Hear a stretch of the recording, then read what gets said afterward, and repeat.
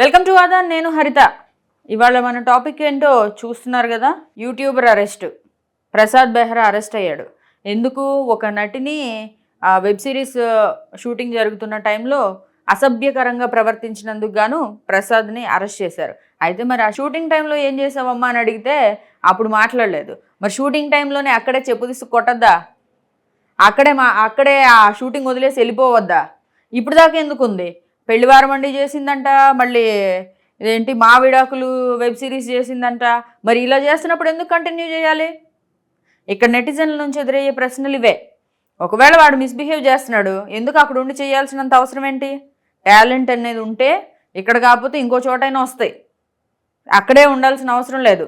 వీళ్ళు కూడా ఏం చేస్తున్నారంటే ఏదో వెబ్ షార్ట్లని, వీడియోలని, షార్ట్ ఫిల్మ్లని, వెబ్ సిరీస్లని ఏదో ఒక దాంట్లో కొంచెం ఆదరణ రాగానే షార్ట్ ఫిల్మ్ తీస్తున్నాం, వెబ్ సిరీస్ తీస్తున్నాం, నువ్వు కనుక నీకు కనుక ఈ ఛాన్స్ రావాలంటే దీంట్లో హీరోయిన్గానో లేకపోతే ఒక ఇంపార్టెంట్ క్యారెక్టర్లోనో నిన్ను తీసుకోవాలంటే నువ్వు మాతో ఫ్రెండ్లీగా ఉండాలని కొంతమంది డైరెక్ట్గానే అడిగే వాళ్ళు ఉంటారు.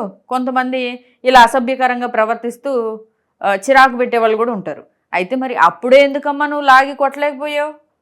అప్పుడే చేయొచ్చు కదా. సో ఎవరైతే ఇలాంటివి ఫేస్ చేస్తున్నారో కొన్నాళ్ళు ఓపిక పడుతున్నారు, తర్వాత ఇలా కంప్లైంట్లు ఇచ్చి వాళ్ళని బయటపడుతున్నారు. ఇదంతా ఎప్పటి నుంచో జరుగుతున్న ప్రాసెస్సే కదా. ఈ 2 వెబ్ సిరీస్లు చేసావు, మరి అప్పుడేం ఎదురవ్వలేదా నీకు? అప్పుడు ఎదురైనప్పుడు ఏం చేసావు?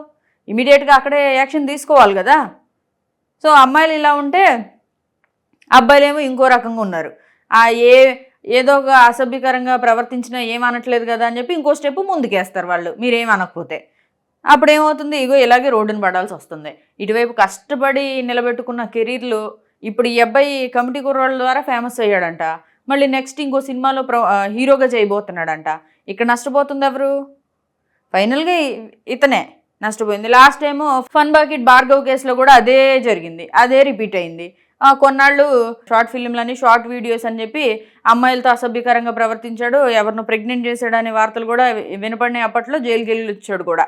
సో మరి తర్వాత షణ్ముఖ్ జశ్వంత్ బిగ్ బాస్కి వెళ్ళొచ్చిన తర్వాత ఇలాగే అమ్మాయిలని వేధిస్తున్నాడని కొన్ని కేసులు వచ్చినాయి. అలాగే డ్రగ్స్ కేసులో కూడా బుక్ అయ్యి జైలుకి వెళ్ళొచ్చాడు. ఇప్పుడు ఆ కేసులన్నీ అసలు ఏమైనాయో కూడా ఎవరికి తెలియదు. మరి ఆ కేసులన్నీ నడుస్తున్నాయో లేకపోతే వీళ్ళు కాంప్రమైజ్ చేసేసుకున్నారో కూడా తెలియదు. అయితే ఇంతలోనే మళ్ళీ ఈ ప్రసాద్ బెహ్రా. సో ఎవరైనా కొంచెం ఫేమ్ వస్తుంటే చాలు, కొంచెం జనాలని ఆకట్టుకుంటున్నారు అనేలోపే వీళ్ళ క్రియేటివిటీ అంతా బయటపడిపోతుంది.